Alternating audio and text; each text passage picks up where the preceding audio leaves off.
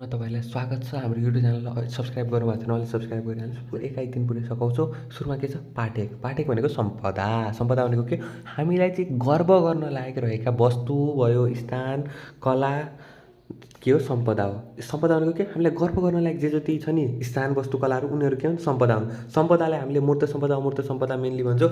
मूर्त सम्पदा भनेको हामीले देख्न र छुन सक्ने र जो भौगोलिक अवस्थामा रहन्छ भौगोलिक अवस्थित रहन्छ जस्तो मन्दिर स्तूपहरू भयो यिनीहरू के भयो त मूर्त सम्पदा हो। अमूर्त सम्पदा भनेको के हो देख्न र छुन सक्दैनौँ जो चाहिँ हाम्रो भावनामा मात्रै रहन्छ जस्तो फर इक्जाम्पल परम्परा संस्कृति रीतिरिवाज यिनीहरू के भयो त अमूर्त सम्पदा हो। त्यसपछि विश्व सम्पदामा सूचीकृत टोटल नेपालमा 10वटा नेपालको 10वटा सम्पदालाई युनेस्कोले चाहिँ राखेको छ विश्व सूचीकृतमा। अब 10वटा लेखिदिनुहोस्। के छ एउटा छ काठमाडौँ, त्यसपछि काठमाडौँ उपत्यकाभित्र के छ काठमाडौँ दरबार क्षेत्र, पाटन दरबार क्षेत्र, भक्तपुर दरबार क्षेत्र, चाँगुनारायण मन्दिर, बौद्धनाथ मन्दिर, पशुपतिनाथ स्वयम्भूनाथ स्थित यो 7वटा चाहिँ काठमाडौँ उपत्यकाभित्र छ। 4वटा क्षेत्रलाई छ टोटल राखेको अनि 4वटा क्षेत्रमा चाहिँ यो काठमाडौँ उपत्यकामा चाहिँ यति 7वटा पर्छन्। अनि त्यसपछि चितवन राष्ट्रिय निकुञ्ज सगरमाथा र लास्टमा लुम्बिनी यति 10वटा राखिएको छ। यो कुरो याद राख्नु पऱ्यो। अनि अमूर्त सम्पदा भन्ने बुझ्नु पऱ्यो। यसको डेफिनेसन याद हुनु पऱ्यो। त्यसपछि सम्पदा महत्त्व भनेको के छ यसले के गर्छ एउटा पर्यावरण संरक्षण गर्छ।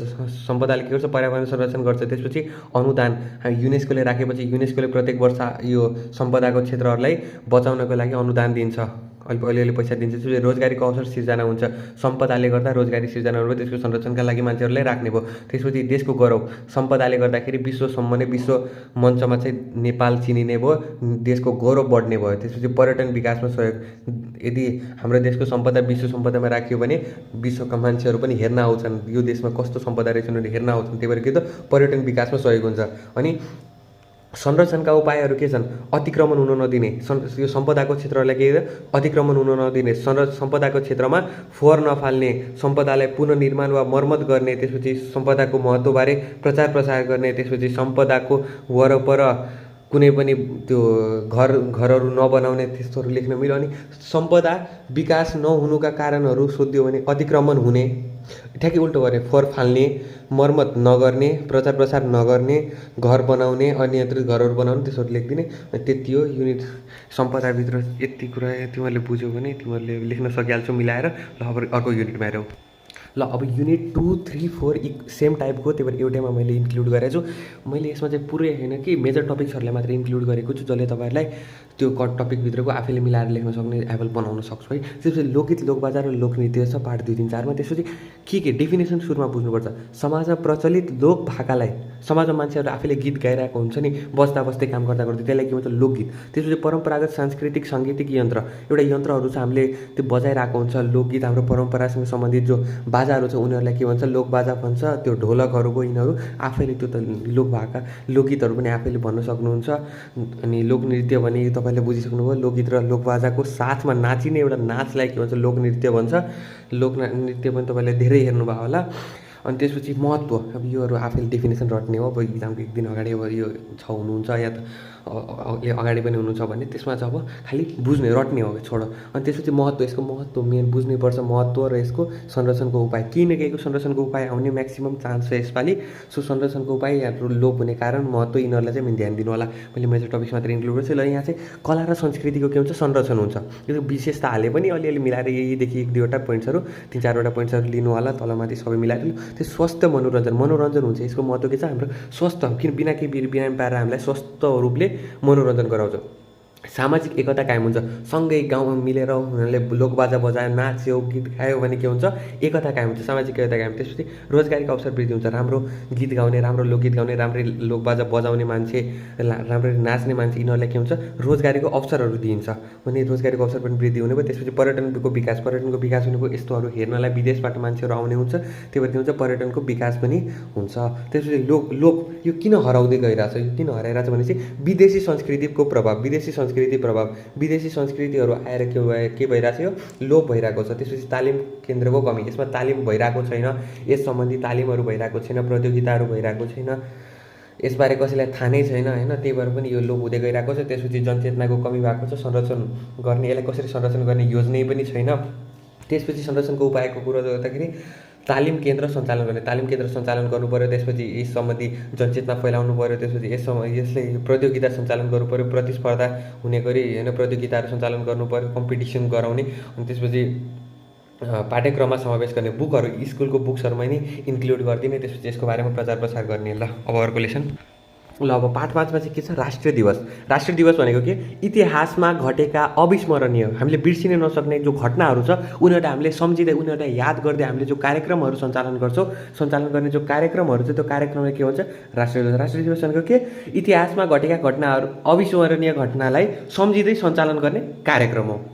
अनि राष्ट्रिय दिवस मनाउनुको औचित्य किन मनाइन्छ भन्ने कुरो या त औचित्य भन्ने क्वेसन, यो त मैले सोधिराखेको क्वेसन हो, महत्त्व सोधिदिन्छ या त किन मनाइन्छ भनेर सोधियो भने ऐतिहासिक घटनाको सम्झना गर्ने, ऐतिहासिक घटना हाम्रो पुरानो बितेको घटनाहरूलाई के गर्ने, याद गर्नको लागि कर्तव्य पनि सचेत हुन्छ र सचेत रहन के कर्तव्यप्रति सचेत रहन, हाम्रो के काम छ भनेर कर्तव्यप्रति सचेत रहनको लागि हामीले मनाउँछौँ। त्यसपछि हक अधिकारलाई सुरक्षित राख्नको लागि। त्यसपछि राष्ट्रिय दिवस या त राष्ट्रिय दिवस किन किन राष्ट्रिय एकता अभिवृद्धि गर्नको लागि, वृद्धि गर्नको लागि। अनि त्यसपछि अब यहाँनिर पहिला कस्तो क्वेसन सोधिरहेको, एउटा नारी दिवस किन मनाइन्छ, संविधानलाई किन राष्ट्रिय दिवसमा राखिएको, शहीद दिवस किन मनाइन्छ। अब नारी दिवसको कुरा गर्ने हो भने त यही नारीको हक अधिकारको संरक्षण गर्नको लागि, नारीको त्यो उनीहरूले जितेको खुसी जस्तो उनीहरूले आफ्नो आन्दोलनप्रति विजय पाएको उनीहरूको सशक्तिकरणको लागि होइन, यिनीहरू भयो। त्यसपछि शहीद दिवसको कुरा गर्ने हो भने शहीद दिवसमा पनि यही लेख्ने, ऐतिहासिक घटनाको सम्झना गर्न अनि हाम्रो शहीदहरूलाई सम्झिँदै गर्ने अनि उनीहरूले गरेको योगदानहरूप्रति उत्तरदायी रहन, उनीहरूले गरेका कामहरूबाट सिक्नको लागि उनीहरू हामीले शहीदको कुरामा लेख्न सक्छौँ। त्यसपछि हाम्रो मौलिक हक अधिकार संरक्षण गरेको होइन जो संविधान छ 2072 असोज 3 गते त्यो भएको जो संविधान छ त्यसले हाम्रो मौलिक हक अधिकार संरक्षण गरेको छ, हामीलाई होइन सेवा सुविधाहरू दिएको छ भनेर लेख्ने होइन, त्यही भएर यसलाई चाहिँ राखिएको हो भनेर लेखिदिने। अनि त्यसपछि राष्ट्रिय गौरव हाम्रो चिनारी र गौरव हो भनेर किन भनेर पुष्टि गर्नुहोस्, यस्तो क्वेसन पनि आएको हुन्छ। यसलाई के भने सुरुमा यो डेफिनेसनलाई इतिहासमा घटेका अविस्मरणीय घटना सम्झिँदै सञ्चालन गर्ने कार्यक्रम के हो, राष्ट्रिय दिवस हो। राष्ट्रिय दिवसले हामी आफ्नो यो ऐतिहासिक घटनालाई सम्झिनको लागि, हामी आफ्नो कर्तव्य बोध गर्नको लागि अनि त्यसपछि हाम्रो हक अधिकार संरक्षण गरेको हुन्छ। यसले हाम्रो देशलाई अन्तर्राष्ट्रिय त्यसमा पनि हाम्रो देशमा यो दिवस छ है भनेर चाहिँ त्यसले अन्तर्राष्ट्रियसम्म पुर्याउँछ होइन, त्यही कुराहरू लेख्दिनँ अलिअलि मिलाएर। त्यही हो 4 मार्क्समा यो पनि एउटा क्वेसन आउन सक्छ। यो चाहिँ एउटा लाइक आउने नै टाइपको क्वेसन हो यो पनि 4 मार्क्समा।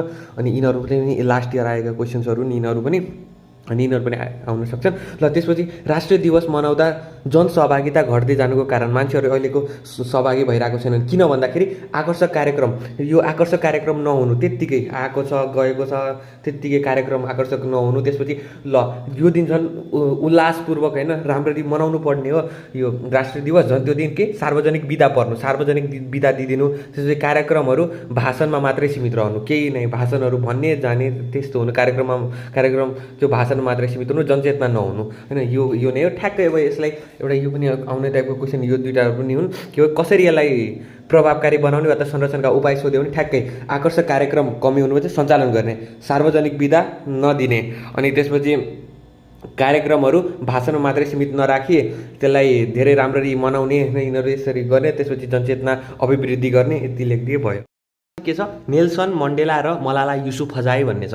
यो दुईटाको हामीले जीवनीको कुराहरू पढ्नुपर्छ, यसमा अरू यसको बारेमा डिटेलली पढ्नु पर्दैन। यसमा यसले मेनली भनेको यसले योगदान पढ्नुपर्छ। योगदान नेल्सन मण्डेलाको योगदान हेरौँ पहिला। रङ्गभेदी शासन विरुद्ध आवाज उठाए। यो अफ्रिकामा चाहिँ रङ्गभेद जस्तो रेसिजम गर्थ्यो कि उनीहरू कालोलाई चाहिँ हेप्ने, त्यस्तो रङ्गभेदी शासन विरुद्ध आवाज उठाए। एएनसी पार्टी नेतृत्व गर्दै आन्दोलन गर्नु, उनले यो पार्टी साटी याद नगरेर भन्नुहुन्छ, पार्टीको माध्यमद्वारा उनले चाहिँ के गरे, आन्दोलन गरे भनेर याद राख्यो भने त्यो डिटेल नगरे भए। देश र जनताका निम्ति 27 वर्ष जेल बसे। ल देश र जनताको लागि जो आवाज उठाइरहेको थियो त्यसमा 27 वर्ष उनले जेल बसे।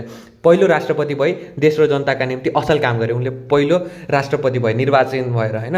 ल त्यसपछि अब मलाला युसुफजाई छ। 11 वर्षको उमेरमा तालिबानी अत्याचारका विरुद्ध BBC समाचारमा सन्देश पठाए उनले। त्यति बेला चाहिँ उनले के गर्थे, त्यो पढाइ केही गर्न दिँदैन थिए, महिलाहरू बालबालिका यिनीहरूलाई चाहिँ उनीहरूले केटीहरूलाई केही पनि अधिकार दिएको थिएन, उनीहरूले यो तालिबानीहरूले के अत्याचार गरेका थिए, त्यो विरुद्ध के भयो सन्देश पठाए। यसैले तालिबानी समूहहरूले गोली खानु पऱ्यो, यसलाई गोली हानिदिए। पछि उनीहरू बेलायत लगे क्या अरे होइन। त्यसपछि ठिक भएपछि बालबालिका र महिलाको अधिकारको लागि विश्वभर फैलाइन् उनले के यो अधिकारलाई चाहिँ अधिकार संरक्षणका लागि विश्वभर उनले यो अधिकार फैलाएन्। त्यसपछि कलिलो उमेरमै ज्यानको प्रवाह नगरी उनले शिक्षाका लागि लडे के। यति यो 4-4वटा योगदान याद गरौँ। त्यसपछि प्रेरणा दुवैको प्रेरणासँगै चाहिँ यहाँनिर देश र जनताका निम्ति असल काम गर्नुपर्छ, पहिलो प्रेरणा। त्यसपछि अन्याय अत्याचार जस्ता अमानवीय कार्य सहेर बस्नु हुँदैन, त्यो पछि के आवाज उठाउनुपर्छ। यहाँ सत्य र न्यायका पक्षमा आवाज उठाउनुपर्छ भने भन्छ। त्यो जुनसुकै परिस्थितिमा पनि आफ्नो लक्ष्यभन्दा पछि हट्नु हुँदैन, लक्ष्यभन्दा पछि हट्नु हुँदैन। यही 4वटा प्रेरणा हामीले लेखे भइहाल्यो। यो यति थियो। एउटा सानो लेसन छ पाठ 7, विश्व बन्धुत्व र मानवता भन्ने चाहिँ सम्पूर्ण मानव जातिको मानवीय नातालाई के भन्छ, विश्व बन्धुत्व भन्छ है होइन। विश्व बन्धुत्वको महत्त्व सोध्न पनि सक्छ, आवश्यकता फाइदा सोध्न सक्छ होइन। त्यसमा पनि आतङ्कवादी गतिविधि नियन्त्रण गर्छ, यसले के भन्छ आतङ्कवादी गतिविधिलाई के गरिदिन्छ, कम गरिदिन्छ। त्यसपछि देशबीच युद्ध र मनमुटाव जो हुन्छ त्यसलाई पनि के गरिदिन्छ, कम गरिदिन्छ। प्रकृतिमाथि अत्याचार कम हुन्छ अनि आपसी सहयोग र सद्भावको वृद्धि हुन्छ। संरक्षणको कुरा भन्यो भने आतङ्कवादी गतिविधिलाई नियन्त्रण गर्ने, यस्तो ने थप्दै जाने, लास्टमा त्यही हो, सक्यो यो च्याप्टर। अब लास्ट एन्ड फाइनल लेसन पाठ 8 रहेको छ हाम्रो सामाजिक दायित्व। हाम्रो सामाजिक दायित्व यसमा चाहिँ के ज्येष्ठ नागरिकको कुरा पढ्नुपर्छ। ज्येष्ठ नागरिकको अवस्था कमजोर, उनीहरूलाई होइन इज्जत नहुनुको यस्तो कारणहरू के छन् भनेर सोध्यो भने छोराछोरी आफ्नै काममा व्यस्त हुनु, आफ्नो काममा व्यस्त हुनु, सहर बजार र विदेशतिर उनीहरू पलायन हुनु, माइग्रेसन गर्नु, त्यो कुरो। अनि त्यसपछि ज्येष्ठ नागरिकको आम्दानी उनीहरूको आम्दानी चाहिँ उनीहरूलाई राखेर के गर्ने भन्ने सोच्ने, अनि उनीहरूलाई अनेक रोगले सताउनु, उनीहरूको रोगलाई हेर्न नसक्नु, यस्तो मन पराउनु, अनि उनीहरूलाई के गर्नु त छोडिदिनु भन्ने कुरो। त्यसपछि हाम्रो दायित्वहरू के छ भन्ने कुरो छ भने जति व्यस्त भए पनि फुर्सदका समयमा चाहिँ घरका ज्येष्ठ नागरिकसँग समय बिताउने, उनीहरूसँग के हो समय बिताउने, उनीहरूको हेरचाहमा पछि नहट्ने, उनीहरूको हेरचाह गर्ने, उनीहरूको हेरचाह चाहिँ राम्ररी गर्नै पर्ने भन्ने सोच्ने के। त्यसपछि आफ्नो सन्तानलाई राम्रो संस्कार दिनकै लागि भए पनि उनीहरूको राम्रो स्याहार गर्ने होइन। आफ्नो सन्तानले राम्रो संस्कार दिने कि अनि लागि भए पनि अनि यो ज्येष्ठ नागरिकहरूलाई चाहिँ राम्रो स्याहार दिने भन्ने बुझ्नु। अनि भोलि म पनि ज्येष्ठ नागरिक हुन्छु भन्ने सोची ज्येष्ठ नागरिकसँग राम्रो व्यवहार गर्ने, असल व्यवहार गर्ने भन्ने सोच्ने। यति थियो तपाईँहरूको युनिट 3मा एकाइ 3मा यति थियो। यति गरिसकेपछि तपाईँको लगभग कम्प्लिट भइहाल्छ। यो तपाईँलाई भिडियो राम्रो लाग्छ भने लाइक गर्नुहोस्, अनि अरू भिडियोहरूको लागि पनि कमेन्ट गर्दै गर्नु होला। अनि म राख्छु, नत्र अब भिडियो भ्यूहरू आएन भने त छोडिदिन्छु।